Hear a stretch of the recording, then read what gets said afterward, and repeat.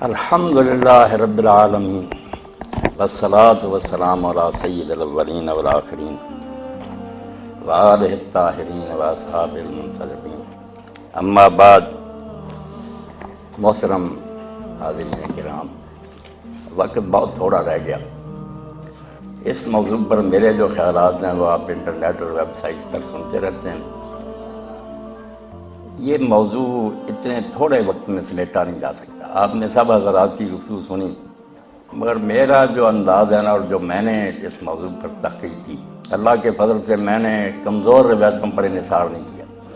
جیسے کہہ رہے تھے علامہ صاحب کہ تاریخ میں ایسا آتا، تاریخ بھی ہم سب جانتے ہیں کہ بنو عباس کے زمانے میں مرتب ہوئی، وہ بھی بنو امیہ کے دشمن تھے، ہر حکمران پھر پہلوں کے خلاف لکھوا دیتا۔ نہیں، میں نے کتاب اللہ اور صحیح احادیث، کمزور حدیثوں کو بھی نہیں لیا، حدیث کا دفتر کھنگالا کہ اتنا جہاں گزار واقعہ رسول کریم علیہ السلام کے قبر شریف میں جانے کے 50 سال بعد ہی پیش آ گیا کہ جو دوش رسول پر سوار ہوتا تھا، جس کے لیے اللہ کے رسول سجدہ لمبا کر دیتے تھے، اس کو اس بے دردی سے مسلمان کہلانے والوں نے ذبح کر دیا۔ اور جب کہ وہ دیکھ رہا تھا کہ میرے ساتھ بہت تھوڑے آدمی ہیں اور یہ جمی جمائی حکومت ہے، میں اس کو بدل نہیں سکتا، نہ بدلا جا ہی سکا، تو وہ کیوں اٹھے؟ جب کہ لوگ کہتے ہیں لوگوں نے منع بھی کرتے رہے، بظاہر حالات ایسے ہی تھے کہ اٹھنے کا کوئی جواز نہیں تھا، مگر کوئی ایسا حال تھا جس کی وجہ سے انہوں نے محسوس کیا کہ اب خاموش رہنا جو نا یہ بہت جرم ہوگا، اسلام پر ظلم ہوگا۔ تو اس کو سمجھنے کے لیے نا جو باتیں آپ نے سنی وہ سب ٹھیک ہیں، مگر آپ یقین جانیں اس کو سمجھنے کے لیے جب کوئی شخص صرف یزید کے دور تک ہی رہ گا نا، اس واقعہ کو سمجھ نہیں سکتا۔ کہہ رہے یزید شرابی تھا، فاسق تھا، وہ اتنی بات نہیں، وہ شرابی دانی بھی ہوتا تو یہ کوئی اتنی قیامت نہیں تھی، پہلے بھی لوگ شراب پیتے تھے۔ مصیبت یہ تھی کہ قرآن اور حکومت کا ساتھ چھوٹ رہا تھا، قرآن الگ ہو گیا تھا، حکومت الگ ہو گئی۔ میرے محترم ساتھی کہتے ہیں لوگ نماز پڑھتے، روزہ رکھتے تھے، ان چیزوں کا انکار نہیں، وہ حکمران بھی کرتے تھے، کوئی انہوں نے علانیہ انکار نہیں کیا ان چیزوں کا، مگر وہ علامہ اقبال رحمۃ اللہ علیہ بات، ملا کو جو ہے ہند میں سجدے کی اجازت، نادان یہ سمجھتا ہے اسلام ہے آزاد۔ جب تصور یہ رہ جائے کہ نماز ایک شخص پڑھے، شراب نہ پیے، بس دین ہے، تو پھر کیا کربلا کی سمجھ آئے گی؟ نہیں۔ جب وہ سمجھے کہ اسلام اور توحید نام ہے، ماں سے واللہ را مسلمان بندہ نے پیش فرعون نے سرش پر افغندہ نے، اللہ کے قانون کو چھوڑ کر جب حکومت کرنی شروع کر دی جائے، نمازیں چلتی رہیں، روزے ہوتے رہیں، حج کرتے رہیں، مگر قانون خداوندی سے جان چھڑا لی جائے۔ علامہ اقبال رحمۃ اللہ علیہ ایسی فرماتے ہیں کہ کربلا کا حادثہ کیوں پیش آیا؟ کیوں حکومت رشتہ قرآن سے؟ جب حکومت نے قرآن سے تعلق توڑ لیا، قرآن کو الماری میں بند کر دیا کہ جس کا جو حکم چاہیں گے ہم مانیں گے، وہ نہیں بند کریں گے، مگر جو اقتدار سے ٹکرائے گا وہ الماری میں بند رہے گا، وہ کوئی بندہ ہمیں اس پر مجبور نہیں کر سکتا۔ حکومت قرآن سے آزاد ہو گئی، حریت را زہر اندر کام رہے، اور جو بیچارہ امام حسین رضی اللہ سے پہلے بھی اٹھا، اس کے گلے میں زہر کا ٹپکا دیا گیا، قطرہ شہید کر دیا گیا۔ جب حالات اس نہج پر چلے گئے، ناراض نہ ہو، باتیں کچھ تلخ بھی ہیں کہ حضرت معاویہ رضی اللہ تعالیٰ عنہ کا دور جو ہے، خود رسالت مآب علیہ السلام نے اس کو اسلامی حکومت نہیں کہا، یہ ہماری طرف سے زیادتی ہے۔ وہ ٹھیک ہے رسول اللہ پر ایمان لائے، آخر دور میں آپ کے ساتھی ہیں، رشتہ داری بھی ہے، سب ہے، مگر جو ہے نا ان کی وجہ سے حقائق نہیں تبدیل ہو سکتے۔ اللہ کے رسول علیہ السلام نے صاف فرمایا کہ میرے بعد جو ہے نا صحیح طرز کی حکومت وہ 30 سال ہے، ثم یکون ملک نذور، پھر ظالم بادشاہ تھے، ٹائرنٹ کنگڈم کا اس کو۔ اب ہم صفائی دیں گے نہیں حضرت معاویہ کی حکومت ٹھیک تھی، یہ رسول اللہ سے ٹکر ہے، آپ کہہ رہے ہیں کہ وہ ظالم حکومت ہوگی، بادشاہ کا دور ہوگا، اور اس میں جو تبدیلی آئی اس کو سمجھیں۔ اور یزید کے بعد جس پٹڑی پر امت چل پڑی، رکا نہیں سلسلہ، بدتر سے بدتر آئے، مگر امام حسین رضی اللہ عنہ اس وقت ایک یہ اختلافی نوٹ لکھ لیا اور اپنے خون سے لکھا کہ مسلمان جو کر رہے ہیں یہ اسلام نہیں ہے، یہ امر المسلمین ہے، کرتے رہیں، میں اس کو تبدیل نہیں کر سکتا۔ مگر جیسے ایک جسٹس اپنا اختلافی نوٹ لکھتا ہے کہ یہ کام غلط ہو رہا، اور لکھنے والا وہ تھا جو وارث رسول علیہ السلام تھا، اس لیے اس کا فتویٰ امت نے ایسا قبول کیا کہ آج تک امت میں کوئی حضرت معاویہ رضی کو خلیفہ راشد کہنے والا پیدا نہیں ہوا۔ سب نے تسلیم کیا کہ واقعی وہ حکومت تھی، مسلمانوں کی تھی، مگر اسلام کی نہیں تھی۔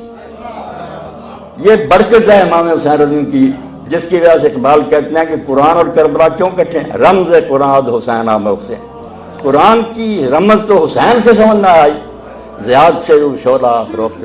اس کے بعد جہاں بھی کوئی انقلاب کے لیے اٹھا، کسی نے اسلامی نظام کے لیے کوشش کی، تو یہ چنگاری اسے امام حسین رضی کی عادت سے نصیب۔ تو امام نے اپنے اقدام سے دو چیزوں کو، اسلام اور عمل المسلمین کو الگ کر دیا کہ مسلمان جو کرتے رہیں اس کے ذمہ دار یہ ہیں، اسلام الگ ہے۔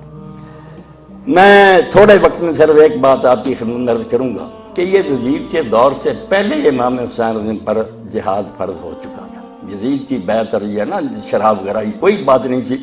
خود حضرت معاویہ رضی کے زمانے میں بھی لوگ ان کے پاس آتے تھے محبت رکھنے والے کہ آپ کے بھائی نے صلح کر کے یہ کیا مصیبت ہمارے گلے میں ڈال دی کہ ہمارے ساتھی مارے جا رہے ہیں، قتل ہو رہا ہے، ان کی جائیدادیں ضبط ہو رہی ہیں، معاہدے کی ذرا پابندی نہیں ہوئی، اور ممبر و محراب میں امت کے اتنے بڑے سردار رسولہ کے بھائی پر جمعہ اور عید کے خطبہ میں لعنت کی جاتی ہے کہ علی پر لعنت ہے، اس سے محبت، یہ کیا معاہدہ ہے؟ تو امام حسین رضی یہی کہتے رہے کہ میرے بھائی نے ایک معاہدہ کر لیا۔ سورہ حسن پر بھی میرا خطبہ سنیں، شیعہ سنی بھی نہیں سمجھ سکے کہ حسن نے یہ سورہ کیوں۔ یقین جانے کربلا کا کوئی جواز ہی پیدا نہیں ہو سکتا تھا، اگر حسین اٹھتے نا سورہ حسن کے بغیر تو بالکل بھوکے ہوتے۔ ہموار اس کام کے لیے حسن کی سورہ فری ہینڈ دے دیا۔ جو ڈھونگ رچایا ہوا تھا نا کہ حضرت عثمان رضی کا خون کا بدلہ نہیں لیا گیا، یہ ایک پردہ ڈال دیا تھا، اس سے عام لوگ جو متاثر ہو گئے۔ حضرت حسن رضی کا اگر میں جنگ بھی لڑوں گا، پہاڑوں جیسی فوجیں لے کر حضرت حسن گئے تھے، اور مقابلے میں معاویہ بھی آیا تھا، مگر انہوں نے دیکھا کہ میں جیت گیا پھر کیا ہوگا، وہ الزام رہے گا کہ عثمان رضی کے خون کا بدلہ نہیں لیا۔ میں اس کو فری ہینڈ دیتا ہوں، درمیان سے نکل جاتا ہوں، اور پھر دیکھوں گا کہ وہ عثمان رضی کے خون کا بدلہ لیتا۔ سب شیعہ سنی جانتے ہیں، پھر نہ یہ کیس پوٹ اپ ہوا، نہ کوئی قاتل عثمان پکڑا گیا، نہ کسی کو سزا ملی، اور دین کے ساتھ ایسا مذاق ہوا کہ کہہ رہے ہیں نا کہ دین قائم تھا، دین نہیں قائم تھا۔ بالکل یہ ٹھیک ہے، نماز روزے کرتے تھے، میں صحیح بخاری سے لے کر حدیث کی ہر کتاب سے ثابت کروں گا کہ وقت تو نماز کے جو تھے وہ بہت بدل گئی۔ زور جو تھی عصر کے بعد پڑھی جاتی، عصر مغرب کے قریب، خطبہ جمعہ اتنا لمبا ہوتا کہ لوگ اشارے سے بیٹھے بیٹھے نماز پڑھتے، اور اگر کسی بیچارے نے اٹھ کر پڑھی تو اس کا سر قلم کر دیتے۔ اور اس پر ہی حضرت حجر بن علی نے جب زیاد سے کہا کوفہ میں کہ رسول اللہ کے بعد کوئی نبی نہیں آیا، نہ کوئی کتاب نازل ہوئی ہے، یہ نماز کا کوئی وقت ہے، جمعہ کی وجہ سے مغرب ہو رہی، تو ان بیچاروں کے خلاف کیس امیر معاویہ کے پاس بھیج جائے گا کہ انہوں نے بغاوت کی ہے۔ وہ بیچارے کہتے رہے کہ ہم حضرت حسن کی صلح پر قائم ہیں، مگر نہیں، ان کے سامنے قبریں کھودی گئی، کفن بچھائے گئے، اور حضرت حجر جیسے صحابی، حضرت حسین سے پہلے کی بات، راہب صاحب محمد کفن بچے ہوئے ہیں، قبریں کھودی گئی ہیں، کہا بچنے کی صرف ایک صورت ہے کہ تم علی علیہ السلام پر لعنت کرتے۔ انہوں نے کہا توبہ توبہ، عمر گزری ان سے محبت کرتے، میں جان بچانے کے لیے لعنت کر، اور اپنے لوگوں سے کہا، ابن حجر رحمۃ اللہ علیہ صحابہ میں لکھتے ہیں، ہاں سب محدثین نے لکھا جو صحابہ پر کتابیں، کہ میرے کفن آلود کپڑے نہ، یہ خون آلود کپڑے نہ اتارنا، نہ بیڑیاں اتارنا، مجھے اسی طرح دفن کر دینا، میں پر صراط پر معاویہ سے اسی طرح ملاقات کروں گا، وہاں میری اس کی ملاقات ہوگی۔ اسی لیے جب لوگوں نے پوچھا کہ متى ذل الناس، لوگ کب ذلیل ہوئے، کہا ہینا مات الحسن، پہلی ذلت تو مسلمانوں کو اس نے نصیب ہوئی جب حکومت چھوڑنے کے باوجود حضرت حسن علیہ السلام کو زہر سے شہید کیا گیا، اور اس پر خوشی منائی گئی۔ یہ حضرات بیٹھے ہیں، میں حدیث کا حوالہ دوں گا، مسند احمد اور ابو داؤد شریف نکال لیں، وہاں دربار میں حضرت معاویہ کے مقدام بن نمازی کربر کو ساتھی گئے تھے حکومت جس کے پاس، تو حضرت مقدام سے کہا انہوں نے معاویہ نے کہ تجھے پتہ حسن ابن علی فوت ہو گیا، تو انہوں نے انا للہ و انا الیہ راجعون کہا، جو دین کہتا عام آدمی کی موت پر کرو، تو امیر معاویہ نے کہا تو دعا مصیبت ہے کہ حسن کا مرنا کوئی افسوسناک بات ہے، اور درباری بولا جمرات نطفہ اللہ، وہ تو ایک آگ کا انگارہ تھا جو خدا نے بجھا دیا۔ اس وقت حضرت مقدام نے کہا حسن کے مرنے کو میں مصیبت نہ سمجھ، رسول اللہ کی گود میں ہوتا تھا، اور حضور فرماتے تھے میں اس سے محبت رکھتا ہوں، اللہ تو بھی اس سے محبت رکھ، تم کہتے اس کا مرنا کوئی افسوسناک نہیں۔ تو اس پر کہا ابو اسحاق سبیعی نے کہ ایک ذلت تو مسلمانوں کو اس دن نصیب ہوئی کہ نواسہ رسول زہر سے شہید کیا گیا، اور اس کے مرنے پر یہ کہا گیا کہ اس کا مرنا کوئی افسوسناک بات ہے۔ وہ تو آگ کا انگیرا تھا تو بتا دیا گیا. کسی کو اس میں شک شبہ نہ، میں تاریخ کا حوالہ نہیں دوں گا، یہ ابن اسیر وغیرہ سب ناقل ہیں حدیث کی کتاب میں، اور کہوں گا کہ ان کو پرکھ کر دیکھ لو، اگر ضعیف ہے روایت میرے منہ پر مارو. کچھ خدا کا خوف کرو.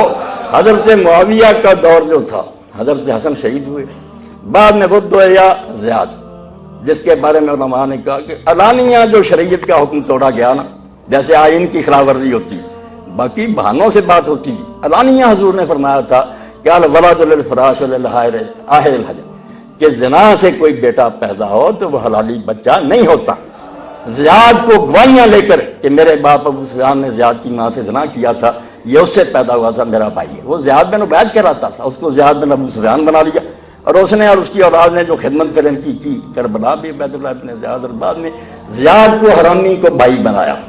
اور اس پر صحابہ کرام نے صحیح مسلم اور بخاری دیکھیں، صحابہ سے پوچھا ابو بکر رضی اللہ عنہ سے، سعد بن ابی بکر، تم نے رسول اللہ سے سنا نہیں کہ جو باپ بدلے اللہ نے اس پر جنت حرام کر دی، یہ کیا ہو رہا؟ انہوں نے کہا یار کیا کریں، بے بس. یہ یزید کا دور نہیں، یہ حضرت معاویہ کا دور ہے. زیاد کو بھائی بنایا گیا. اور تیسری بات یہ کہی گئی وہ قتل حجر بن ابی، حضرت حجر بن ابی جن کا بھی واقعہ سنایا کہ بیچاروں کو علی پر لعنت نہ کرنے کے باعث اور نماز دیر سے پڑھنے کے باعث قتل کیا گیا. 3 واقعات بنائے کہ مسلمان تو اس سے نہیں دلیل ہو گئے کہ کوئی بس میں نہ رہا، حکومت کا جبر اتنا بڑھ گیا کہ علانیہ دین کے خلاف ہو رہا، کر کچھ نہیں سکے. اور ان لوگوں نے ایسی حدیثیں پھیلانی شروع کر دی. امام ابن حجر کی فتح الباری دیکھیں، یہ حسین خون نہ دیکھا علیہ السلام تو یقین جانے یہ دین بن جاتا. خلیفہ بنا ولید ابن عبد الملک، علماء آ گئے، انہوں نے حدیث سنائی کہ اللہ کے رسول علیہ السلام نے فرمایا توبہ توبہ ان اللہ اذا استرا عبدا الخلافہ، کہ جب اللہ اپنے بندوں میں سے کسی کو خلافت دے دیتا ہے نا، کتب له الحسنات، اس کی نیکیاں لکھتا ہے، ولم یکتب السیئات، گناہ نہیں اس کے لکھے جاتے. اسے اجازت ہے جو چاہے کرے، صرف نیکیاں لکھی جاتی ہیں، گناہ. اس پٹری پر امت چل پڑی. یہ حدیثیں اس وقت امام زہری رحمۃ اللہ علیہ گئے تو ولید نے پوچھا یہ حدیث سنا رہے ہیں علماء، ٹھیک ہے؟ انہوں نے کہا بالکل ٹھیک ہے. قرآن کہتا ہے سورہ صاد میں یا داؤد انا جعلناک خلیفۃ فی الارض، آپ بڑے ہیں یا داؤد علیہ السلام بڑے تھے؟ ولید سے پوچھا، اس نے کہا وہ تو نبی. اس نے کہا اللہ نے کہا داؤد ہم نے تجھے حکومت دی ہے، فاحکم بین الناس بالحق، لوگوں کے درمیان حق کے ساتھ فیصلے کرنا، ولا تتبع الہویٰ، اپنی مرضی کی باتیں نہ کرنا، فیضلک عن سبیل اللہ، اپنی خواہش نفس تجھے گمراہ کر دے گی. نبی کو کہہ رہا تم کون ہو کہ تمہارے گناہ نہیں لکھے گا؟ تو اس نے کہا ان لوگوں پر لعنت ہو، یہ ہمیں گمراہ کرنے کوئی. اس وقت ایسا دین گڑنا شروع کر دیا، مگر وہ اسی لیے باطل قرار پا گیا کہ اگر یہ بات ہے نا کہ خلیفے جو ہیں ان کو استثناء حاصل ہے تو حسین نے خون کیوں پھر دیا، واسطہ رسول نے جان کیوں دی؟ یہ جھوٹ بولتے ہیں. اور اسی طرح لوگوں نے یہ بھی بات کہی، امام ابن حجر ہی رکھتے ہیں، ایک بنی امیہ کے حاکم نے کہا قرآن نے تمہیں ہماری اطاعت کا حکم نہیں دیا، ہم جو چاہے کریں، اولی الامر منکم قرآن کہتا. انہوں نے کہا نہیں، اس سے آگے ہی تمہارا یہ اختیار جو ہے نا یہ چھین لیا گیا. فَإِن تَنَازَعْتُمْ فِي شَيْءٍ فَرُدُّوهُ إِلَى اللَّهِ وَالرَّسُولِ، کہ اگر حکومت کا اور لوگوں کا جھگڑا ہو جائے تو فیصلہ اللہ رسول نے کرنا ہے، وہاں تک ہی تمہاری اطاعت ہے جب تم اللہ رسول کے تابع رہو، ورنہ نہیں. یہ میں مثالیں دے رہا ہوں کہ حضرت معاویہ کا دور اور بعد میں آنے والا دور، اس کو پڑھیں حدیثوں کی روشنی میں، بالکل ہمارے پاس ایک نیا اسلام ہوتا، اور ہی حدیثیں ہوتی، اور ہی دین ہوتا. یہ حسین علیہ السلام کی بات ہے، کہتے ہیں علامہ اقبال جب حکومت نے قرآن سے رشتہ توڑا اور آزادی کے گلے میں زہر کے قطرے چپکا دیے کہ بولنے نہیں دینا، جو بولے گا سر اڑا دیا جائے گا. یہی ولید بن عبد الملک جب حکومت پر آیا، جمعہ اس نے بہت لمبا کر لیا. ایک تابعی جس کا امام ابن حجر نے علیہ صاحب ذکر، اس نے بیچارے نے کہا کوئی نیا دین تو حضور کے پاس نازل نہیں ہوا، یہ نماز کا کوئی وقت ہے؟ اس کا جواب زبان سے بھی نہیں دیا. سپاہی اٹھے، محل کے اندر لے گیا، اس کا سر قلم کر کے مسجد میں پھینک دیا کہ بولو جس نے بولو. اس لیے کربلا سمجھنا میرے بھائی کہ حسین کو سمجھنا کہ قرآن کو کس طرح اس نے ساتھ دیا. یہ کہتے دین کا کوئی نہیں بگڑا، دین بگڑ رہا تھا، نماز روزہ نہیں بگڑ رہا تھا. وہ اب بھی بدماش حکمران کہتے ہیں ہم کعبے میں اتنی مرتبہ داخل ہوئے ہیں. یہ ظاہر کی بات ہے، جو صحیح اسلامی حکومت تھی نا، قرآن کہ اللہ کا قانون نافذ کرو، شریعت کے مطابق حکومت چلاؤ، نمازوں کے اوقات تبدیل. اور اسی کے زمانہ میں حضرت معاویہ کے افسوس سے کہتا ہوں کہ اللہ کے رسول نے یوں ہی نہیں کہا کہ وہ ظالم حکومت ہوگی. زکوٰۃ کا لوگ پوچھتے جا کر حضرت ابو ہریرہ سے، سعد بن ابی وقاص سے، اسی کے دور میں فوج میں کہ حکمران کو دیکھ رہے ہو کہ زکوٰۃ کے ساتھ کیا کر رہا. اپنے ساتھیوں پر صرف کر رہا، اپنے کپڑوں اور خوشبوؤں پر لگا رہے ہیں۔ تو حضرت ابن عمر اور ابو ہریرہ وغیرہ نے کہا اس سے وہ شراب بھی پی رہے نا اور خنزیروں کا گوشت کھا لیں، تم دیتے رہو، تم بری ہو جاؤ گے، یہ اللہ کے حضور بھگتے رہے۔ یہ باب ہیں حدیث میں چیپٹر کے، کیا ائمہ اور جب ظالم حاکم بھی آ جائیں گے تو بیت المال کو کا حق دے دینا، تم بری ہو جاؤ گے، وہ غلط استعمال کریں گے، بھگتے رہیں گے۔ حج کے بارے میں کہہ رہے تھے میرے ساتھی کہ حج چلتا نہیں۔ ہم دیکھتے ہیں کہ حضرت معاویہ کے دور میں ترمذی شریف دیکھیں، سب کتابیں، جس نے سب سے پہلے حج تمتع کو روکا اور اس پر مارنا شروع، قرآن کی ناسی، اور بڑی مشکل سے حضور نے اس کو رائج کیا۔ عرب لوگ حج کے زمانہ میں عمرہ کرنے کو افضل الفجور جانتے تھے، یہ بہت بڑا گناہ ہے کہ یہ اللہ کے گھر سے کوئی محبت ہے کہ ایک ہی مرتبہ آدمی حج کرائے اور عمرہ کرائے، عمرہ الگ سفر سے کرنا چاہیے، حج حضور نے حکم دے کر کہا کہ ساری امت اس طرح بار بار نہیں کر سکتی، جو 48 میل کے اندر رہتے ہیں نا، حرم کے قریب ہے، وہ ٹھیک ہے، افراد ہی کریں، مگر جو دور رہتے ہیں تمتع کریں۔ اور صحابہ میں سے کہا کہتے یا رسول اللہ یہ کوئی حج ہے کہ ہم درمیان میں آپ نے فرمایا نافرمان ہیں وہ لوگ، بڑی مشکل سے اس کو رائج کیا۔ سب سے پہلے جس نے روکا کہ یہ تمتع نہیں ہوگا اور اس پر لوگوں کو مارنا شروع کیا، کفر کا رواج بحال کیا۔ حدیث کی کتابوں میں دیکھیں آپ کیوں یزید تک رہتے ہیں کہ یزید فاسق واجد، وہ بری بھی ہوتا تو جس پٹری پر امت چل پڑی تھی نا کہ حکمران جو ہے یہ بری ہوتا، اس کی ذات ہر حال میں لازم ہے۔ محدثین لکھتے ہیں حجاج بن یوسف جس کو حضور نے امیر کا، وہ بھی یہی کہتا تھا کہ حکمران حکم دے اس میں نیک و بد کا کوئی امتیاز نہیں، بس حکمران کا حکم ہے، وہ خدا کا حکم ہے۔ ایک نیا دین بن رہا تھا جس پر امام حسین رضی اللہ عنہ نے پھر سارے حالات دیکھتے ہوئے مدعا سلطنت بودے، کہتے ہیں لوگ کہتے ہیں کہ صرف سیاسی جھگڑا تھا، وہ کتنے حسین پاگل تھے، بوڑھے تو ہو چکے تھے، انہی سے رنگی ہوئی۔ اگر ان کا مقصد حکومت ہوتا تو کوئی تبلیغ کرتے، لوگوں کو خط لکھتے، اکٹھا کر، مدینہ سے مکہ چلے گئے، کوئی سیاسی تقریر نہیں، کسی کو خط نہیں رکھا، راستے میں جو لوگ خود ملتے گئے ان کو علانیہ ایک سچے رہنما کی طرح بتا دیا کہ میرا کیوں ساتھ دیتے، میں موت کی طرف جا رہا ہوں، کوئی فائدہ نہیں۔ لوگ چھٹتے چلے گئے، ملایا نہیں، کیونکہ ان کے سامنے کوئی جنگ نہیں تھی، کوئی جانتے تھے کہ میرے باپ کو دھوکے سے بس کر دی، علی ختم ہو گئے، حسن نے چھوڑ دیا، میرے پاس 20 سالہ اقتدار معاویہ کے بعد کون سی طاقت ہے میں اس کا مقابلہ کروں، مگر ایک طاقت میرے پاس ہے کہ میں میدان میں نکلوں، اپنی بہنوں اور بچیوں کو لے کر نکلوں۔ جب حضرت ام سلمہ نے کہا کہ بیٹا تم جا رہے ہو، ان عورتوں اور بچیوں کا کیا کام ہے؟ آپ نے فرمایا شاء اللہ یرانی کتیرا ویل النساء سبا، اما وقت ایسا آ گیا کہ اللہ چاہتا ہے کہ میں قتل ہو جاؤں اور میری بہنیں کہتی ہے اس کے بغیر مسلمان نہیں جاگیں گے۔ یہ سو گئے، 20 سالہ جبر نے بالکل ان کی زبانیں بند کر دی۔ جب میں جان دوں گا تو میں کوئی عام آدمی تو نہیں کہ بس مٹی میں مل گیا لوگ بلا دیں۔ اسی وقت آپ دیکھتے ہیں کوفہ جاگا، وہاں توابون اٹھے، مختار اٹھا، ابن زبیر اٹھے، ہر جگہ بغاوت ہوئی۔ یہ حضرت حسین علی کا خون کا صدقہ تھا، امت کو انہوں نے جگا دیا۔ تو یہ واقعہ جو ہے اس کے لیے یہ تھوڑا وقت نہیں درکار، زیادہ تو میرے خطبے ہی لیں، جب تک پوری تفصیل سے حدیثوں کی روشنی میں آپ نہیں نہ سمجھیں گے کہ خلافت جانے کے بعد ملوکیت نے اسلام کے ساتھ کیا مذاق کیا اور بعد میں آنے والوں نے دین کے ساتھ کیا ٹھٹا کیا۔ ایک اشارہ کروں کہ اسلام پھر اس طرح مظلوم ہو گیا کہ ولید بن یزید بن عبد الملک جب خلیفہ بنا، اس نے علانیہ قرآن مجید کو ٹھوکریں لگائیں، ایک خیمہ بنایا، حج کا ارادہ کیا کہ کعبے کے سائز کا اوپر میں لگاؤں گا، وہاں میرے امیر اور وزیر بیٹھیں گے، ساتھ شراب کے مٹکے سے شام تھے، گانے والے ناچنے، کعبہ کی چھت پر، وہاں جا کر لوگوں نے سمجھا کر تو کرے گا، بوٹیاں تیری اڑنے باز آ گیا، مگر زندگی الحاد میں زندگی میں کفر میں گزری، اللہ رسول کا مذاق اڑاتا رہا۔ ادھر چل پڑے تھے لوگ، حسین رضی اپنے خون سے اس کو روک نہیں سکا، جا رہا تھا طرف چل، مگر دین میں یہ بات واضح ہو گئی کہ بے شک یہ جو کرتے رہیں یہ اسلام نہیں ہے، اسلام کے خلاف ہے، اسلام وہ ہے جو اللہ کی کتاب میں ہے، ان کا عمل جو اس کے ذمہ دار یہ ہیں، اللہ کا دین ان کا ذمہ دار نہیں ہے۔ وآخر دعوانا الحمدللہ رب العالمین۔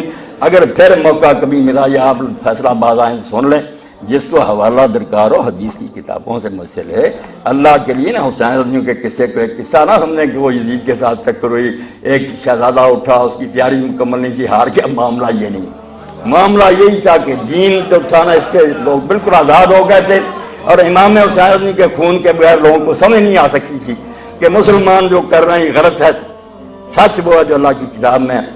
اللہ کا لاکھوں لاکھ درود اور سلام آپ پر اور آپ کی آل اطہار پر، آپ کے نیک اصحاب پر۔ وآخر دعوانا الحمدللہ رب العالمین۔ اور میرے بھائیو دوسری کتاب ہے مولانا مودودی کی یہ خلافت و ملوکیت، جسے میں علمی ایٹم بم کہتا ہوں، کہ خلافت کس طریقے سے ملوکیت میں بدل گئی صرف آپ صلی اللہ علیہ وآلہ وسلم کی وفات کے 30 سال کے بعد۔ اس کتاب کو لکھنے کی انٹینشن مولانا مودودی کی کوئی سنی شیعہ کنفلکٹ کے اوپر نہیں تھی، بلکہ جب پولیٹیکل سسٹم آف اسلام کے اوپر باتیں شروع ہوئیں تو مولانا مودودی نے کہا کہ میں ہی ایک ایسی کتاب لکھ دوں بجائے اس کے کہ گورے مسلمانوں کو پولیٹیکل سسٹم اسلام کا سمجھانا شروع کریں، مسلمانوں کی صحیح تاریخ لوگوں کے سامنے لائی جائے۔ تو یہ کتاب انہوں نے اس انٹینشن کے ساتھ، اس کا آپ مقدمہ پڑھ لیں، 1.5 صفحے کا صرف مقدمہ ہے کہ میں نے کتاب کیوں لکھی ہے۔ یہ تو لوگ پھر اس کو اور سے اور طرف لے گئے۔ یہ بڑی پازیٹیو کوشش تھی اور سنی شیعہ فرقہ واریت کی لعنت سے بالا تر ہو کر یہ کتاب خلافت و ملوکیت لکھی گئی، اور اس کا عربی میں تو ترجمہ بہت پہلے ہو گیا تھا الخلافہ والملک کے نام سے، اور انگلش میں بھی ہے اور کئی زبانوں میں اس کا ترجمہ الحمدللہ ہو چکا ہے۔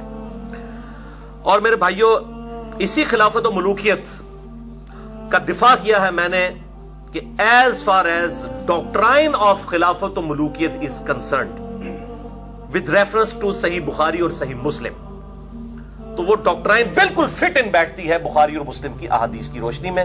تو میں نے الحمدللہ اس کا علمی دفاع کیا ہے، اور یہ تو تھا علمی ایٹم بم خلافت و ملوکیت۔ یہ ہے میرے بھائیوں ہائیڈروجن بم، اس سے بھی اگلا ورژن علمی طور پہ میں کر رہا ہوں۔ یہ ورڈ میں اس لیے استعمال کر رہا ہوں کہ ذرا یہ اٹریکٹیو ورڈ ہے، پازیٹیو سینس میں استعمال کر رہا ہوں، کیونکہ ایٹم بم کے بعد جنگ ختم ہو گئی تھی نا، تو ناسبیت اور رافضیت اور یہ تمام فتنوں کی جنگ اہل سنت کے منہج کے خلاف ختم ہو گئی اس ریسرچ پیپر کے بعد۔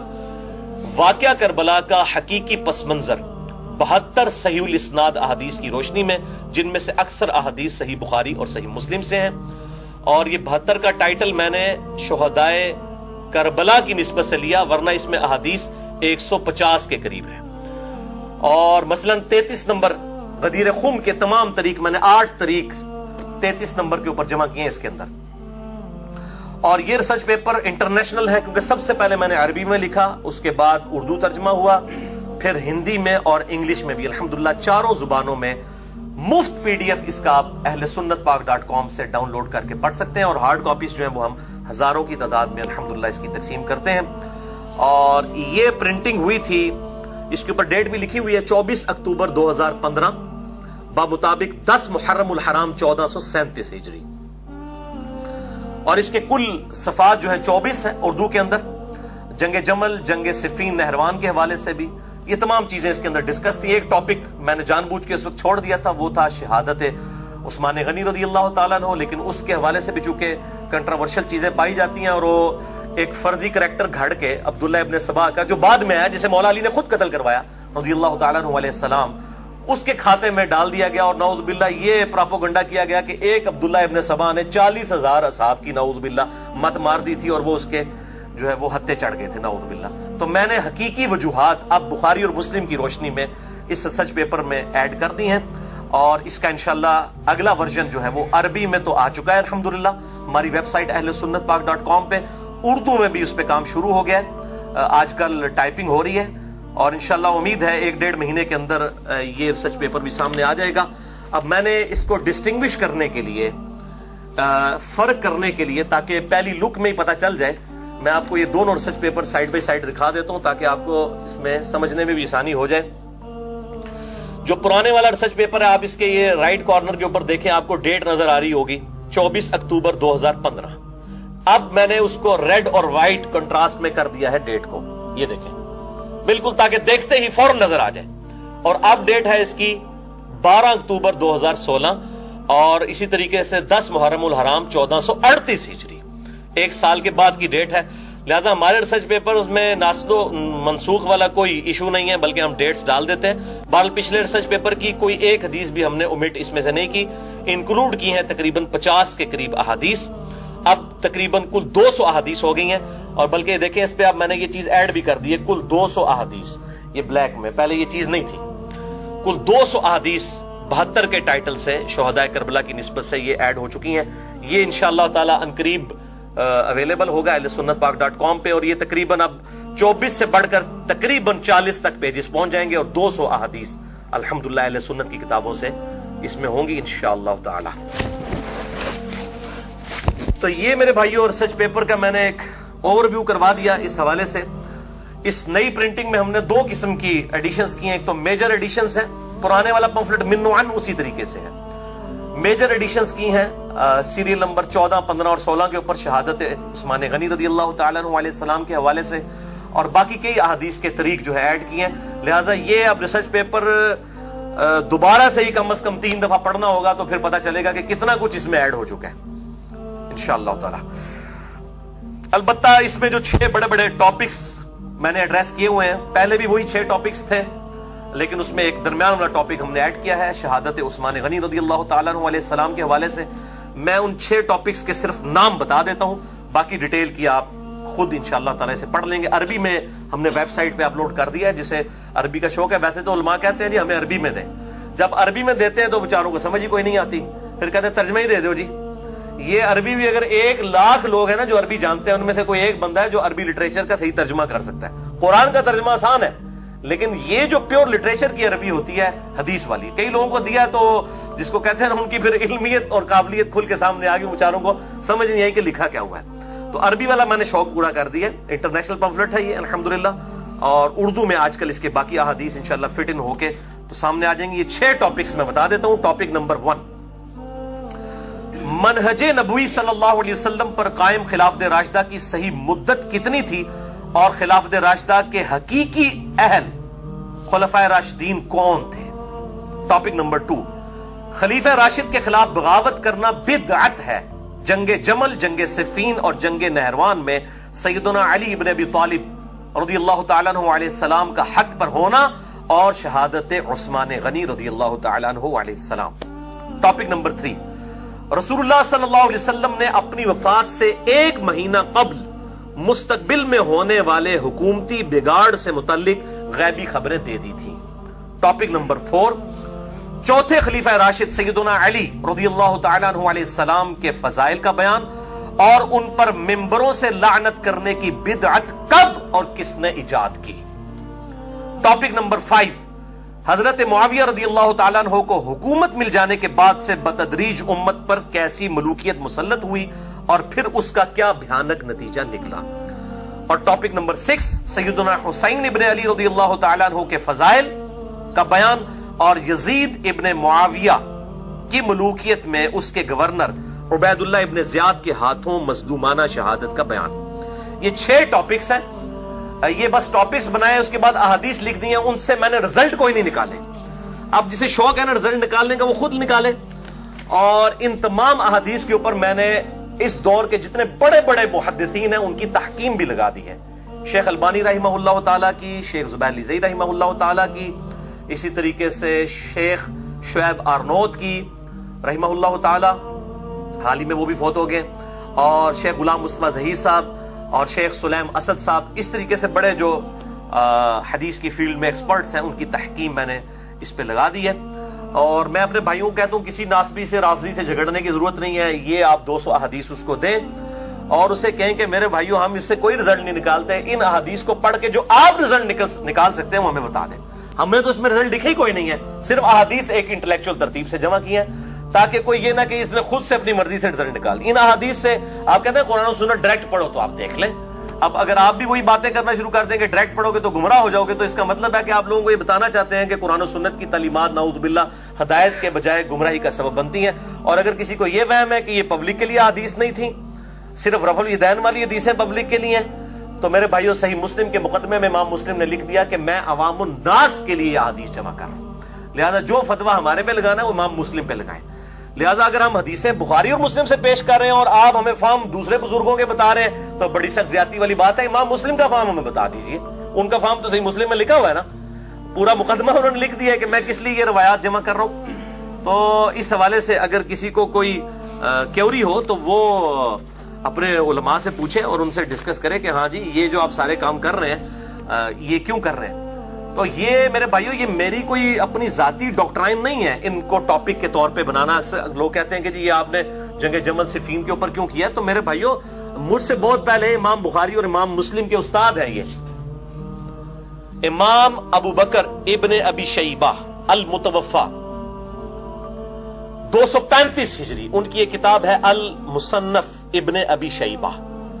दुनिया में इससे बड़ी कोई अहले सुन्नत की किताब नहीं है। तकरीबन 39,000 अहादीस और आसार का मजमुआ है।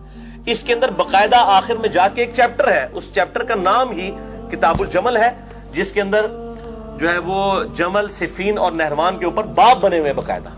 ये दिखाइए जी, ये किताबुल जमल। तो ये टॉपिक मैंने खुद नहीं बनाया, ये सलफ की सुन्नत है, ये सलफ का मनहज है, असलाफ का तरीका है। कहते हैं सलफ का मनहज, ये है सलफ का मनहज। और ये इमाम इब्न अबी शैबा कोई आम आदमी नहीं है। सही मुस्लिम में 1500 हदीसें इस शख्स से हैं। 20% ऑफ सही मुस्लिम के रावी ये हैं, इमाम अबू बकर इब्न अबी शैबा रहिमहुल्लाह ताला। सही बुखारी में भी इनसे अहदीस मौजूद है। इमाम बुखारी इमाम मुस्लिम के उस्ताद हैं। और ये अल्हम्दुलिल्लाह उर्दू में आ चुका है। अल मुसन्नफ इब्न अबी शैबा का ये नुस्खा 11 जिल्दों में हमारे पास मौजूद है।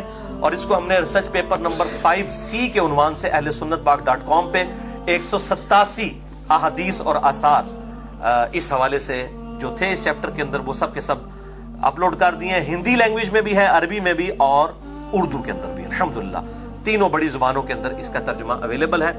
जिसे शौक हो तो वो जरूर पढ़े। इसको मुहद्दिसीन ने टॉपिक बनाया है। सही बुखारी के अंदर बकायदा अलामातुन नबुवा का चैप्टर है। मिशकात के अंदर आपको कंबाइंड फॉर्म में तीसरी जिल्द के अंदर ये सारी चीजें मिल जाएंगी।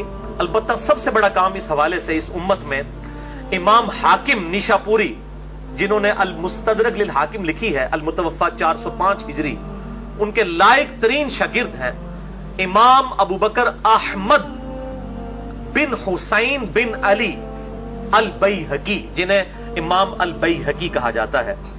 अल मुतवफ़ा 458 हिजरी। उन्होंने एक किताब लिखी है दलाइलुन नबुव्वा।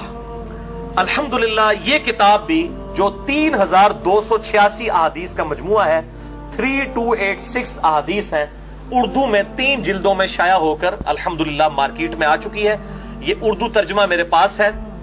दलाइलुन नबुव्वा इमाम अबू बकर अहमद बिन हुसैन बिन अली अल बैहकी, अल मुतवफ़ा 458 हिजरी का ये लिखा हुआ मजमुआ है, जिसमें आप सल्लल्लाहु अलैहि वसल्लम की सारी प्रोफेसीज जो दुनिया की किसी किताब, जिस किसी किताब में भी मौजूद थी, बुखारी में, मुस्लिम में, अबू दाऊद में, तिरमिजी में, इब्न माजा में, मुस्नद अहमद में और किताबों में, वो सब कंबाइंड फॉर्म में नोट्स बना दिए सिर्फ इसी टॉपिक पे। दलाइलुन नबुव्वा इमाम बैहकी की किताब, किताबुस्सुन्नत.com जो वेबसाइट है, उस पे इसका PDF इसका आपको मिल जाएगा। उर्दू में आप फ्री डाउनलोड कर सकते हैं। ये दलाइलुन नबुव्वा 3286 अहादीस का मजमुआ है।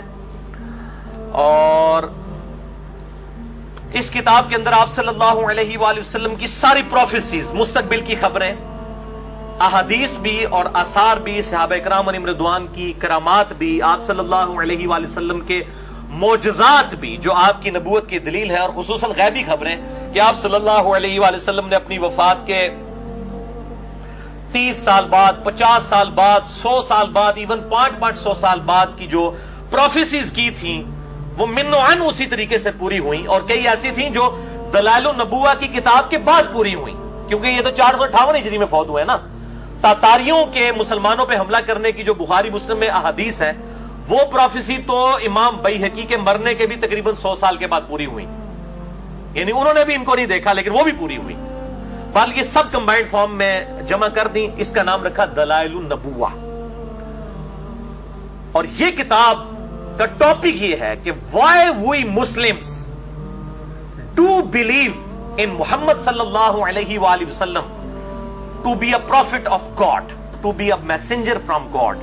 हम मुसलमान क्यों नबी सल्लल्लाहु अलैहि वसल्लम को अल्लाह की तरफ से भेजा हुआ पैगंबर मानते हैं, इसकी दलील क्या है?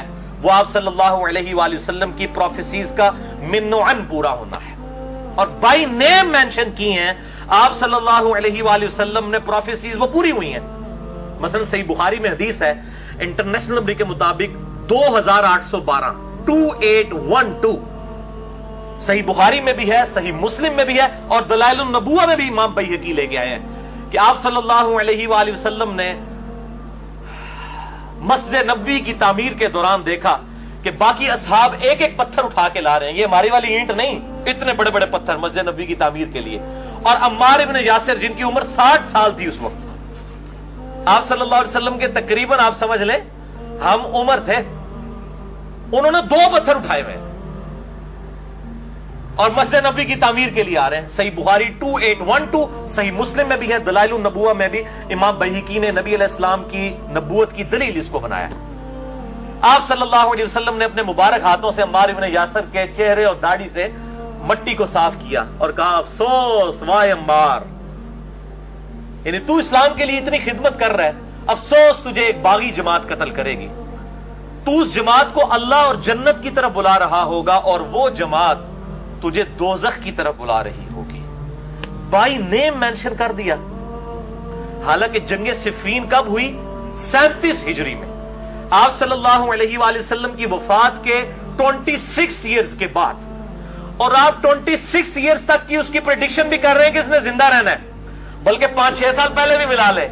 एक बंदा 60 साल का हो, उसके बारे में ये प्रिडिक्ट किया जाए कि ये 93 साल तक जिंदा रहेगा और जंगे सिफ़ीन में ये मुआविया की फौज के हाथों कत्ल होगा और मौला अली के साथ होगा, इसलिए ये हक के साथ होगा। बाय नेम मेंशन करना ये नबूवत की खबर के बगैर इम्पॉसिबल है। 3 साल के बच्चे का तो आप कह सकते हैं 30 साल तक पहुंच जाएगा, जो पहले ही 60 साल का हो इसके बारे में प्रिडिक्ट करना ये 93 साल तक जाएगा और फिर इसको मारेगा भी कौन? बहुत बड़ी प्रोफेसी थी, मिन्नोअन पूरी हुई। इस तरह सैयदना हुसैन इब्न अली के बारे में जो मुस्नद अहमद में आता है कि अपनी गोद में उठाया हुआ है और हुजूर ज़ारो कितार रो रहे हैं, मौला अली हाजिर हुए, कहते हैं अल्लाह के महबूब सल्लल्लाहु अलैहि वसल्लम आपको किसने गमगीन कर दिया? तो आपने फरमाया अभी भी मेरे पास जिब्रील आए थे, उन्होंने मुझे खबर दी कि आप इससे इतना प्यार कर रहे हैं और आपकी उम्मत इसे फरात के किनारे प्यासा शहीद कर देगी। फिर उन्होंने हाथ बढ़ाकर फरात के किनारे से मुझे सुर्ख मट्टी भी दिखाई, करबला की, जहां पे मेरे नवासे को शहीद किया जाएगा। ये सारी की सारी अहादीस अल्हम्दुलिल्लाह दलाइलुन नबुवा तो इमाम बैहकी ने लिखी थी, हमने भी एक दलाइलुन नबुवा लिखी है। जंगे जमल, जंगे सिफ़ीन, जंगे नहरवान और करबला के हवाले से ये एटम बम मेरा अल्हम्दुलिल्लाह, जिसने पूरी दुनिया के अंदर इस्लाम की तारीख में एक ऐसा आप समझ लें ये कारनामा अल्लाह ताला ने करवाया है। इंशाअल्लाह आपको हार्ड कॉपीज, जितने यहाँ 100 के करीब लोग बैठे हैं, एंड पे तमाम को हम ये देते हैं हार्ड कॉपीज की। वाक़या करबला का हकीकी पस मंजर 72 सहीहुल इस्नाद अहादीस की रोशनी में, जिसमें कुल 200 अहादीस हैं अहले सुन्नत की किताबों से, अक्सर बुखारी और मुस्लिम, अबू दाऊद, तिरमिज़ी, निसाई, इब्न माजा और बाकी किताबों से है। अरबी में भी है, उर्दू में भी है, हिंदी में भी है, इंग्लिश में भी है, इंटरनेशनल पंफलेट है ये अल्हम्दुलिल्लाह। हमारी वेबसाइट ahlesunnatpak.com पे मेरा ख्याल है तकरीबन कोई 20 MB के करीब, 25 के MB के करीब उर्दू वाली फाइल होगी और 3 से 4 MB की अरबी वाली फाइल है। इंग्लिश वाली फाइल भी, हिंदी वाली फाइल भी आप डाउनलोड कर सकते हैं। 5B रिसर्च पेपर वाक़या करबला का हकीकी पस मंजर 72 सहीहुल इस्नाद अहादीस की रोशनी में। 72 का तो टाइटल है शुहदाए करबला की निस्बत से, अहादीस इसमें 200 है। हर नंबर के ऊपर एक से ज्यादा, कहीं पे 8-9, मसलन गदीर खुम की हदीस 33 नंबर पे 8 तुरुक मैंने जमा किए हैं गदीर खुम के। तो ये भी दलाइलुन नबुवा है। लोग कहते हैं ना हदीस को छुपाओ, ये सारी हदीसें ऑलमोस्ट दलाइलुन नबुवा इमाम बैहकी की किताब के अंदर मौजूद है। लेकिन इमाम बैहकी को कोई राफदी नहीं कहता, लेकिन हमें लोग राफदी कहते हैं। इसका मतलब है हमारा कारनामा इतना बड़ा है कि इमाम शाफी को भी इन्होंने कह दिया, और इमाम शाफी को शेर कहना पड़ा, इनकान रफ्दन हुब्बु आली मुहम्मदिन फलयशहदित थक़लान अन्नी राफदी। अगर अहले बैत की मोहब्बत का नाम राफदी होना है तो जिन्नो इंस इस पर गवाह हो जाओ कि मैं राफदी हूं। तो ये अल्हम्दुलिल्लाह जंगे जमल, सिफ़ीन, नहरवान, शहादत उस्मान के हवाले से जो झूठी बातें थी वो मैंने छोड़ के अहादीस की बुनियाद के ऊपर ये रिसर्च पेपर लिखा है। ये भी दलाइलुन नबुवा है। लिहाजा इमाम बैहकी ने ये सब कुछ लिखा, मैंने भी उसको अल्हम्दुलिल्लाह ये सारी हदीसें ऑलमोस्ट दलाइलुन नबुवा इमाम बैहकी की किताब में मौजूद है। बाकी डिटेल के लिए मेरा मसला नंबर 101 है, खिलाफत और मलूकियत सही मसला खुरूज और फिक्र हुसैन हक परस्ती की अलामत है। मसला नंबर 102 है फजाइल हुसैन और यजीद के बुरे करतूतों के झूठे जो दिफा हैं उनके इल्मी जवाबात। और मसला नंबर 157A और B है 5.5 घंटे की गुफ्तगू, सुन्नी शिया इख्तिलाफ पे 100 सवालात हैं। अलीउल अहसन नकवी साहब के 1-to-1 मेरे साथ, अल्हम्दुलिल्लाह जिसे शौक हो तो वो देख सकता है। बाकी ये 5B रिसर्च पेपर जो है ये मॉडर्न दौर की दलाइलुन नबुवा और अलामातुन नबुवा है अल्हम्दुलिल्लाह।